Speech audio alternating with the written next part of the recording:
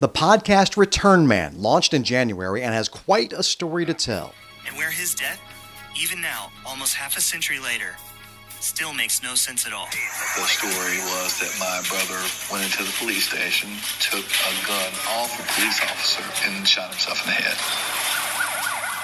Most people don't believe that. Reporter Brett McCormick, who accidentally stumbled on the story of Jim Duncan, couldn't pull himself away. For 3 years, he investigated Duncan's death. One of the things, without giving away the ending, is that there was I would say, cursory investigation. Cursory is the nice word I can use. And there are things that they did not do that they easily could have done that really just left it very open. The top kickoff returner. And maybe brain injuries suffered while playing the game led Duncan down a terrible path. Duncan was an NFL kick returner.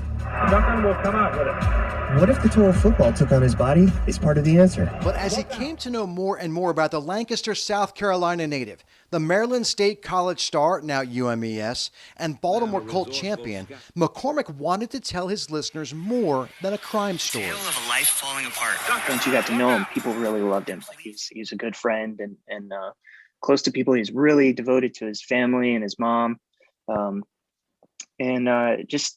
I think he's just like a really good guy. I mean, he had his stuff going on just like anybody else does. But I mean, I think that shouldn't be what defines him. Our own Jerry Sandusky remembers Duncan well. Jerry was a ball boy for the Colts teams on which Speedy Duncan played. But he was always so nice to my brother Joe and I. He'd call us over to his locker room. We'd sit around and have conversations. He'd ask us about our lives.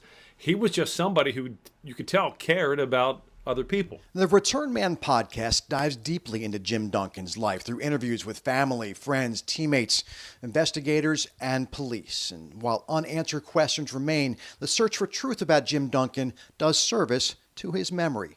5 episodes have been released thus far, with 3 more yet to go. They drop on Tuesdays. Pete Gilbert, WBAL, TV 11 Sports.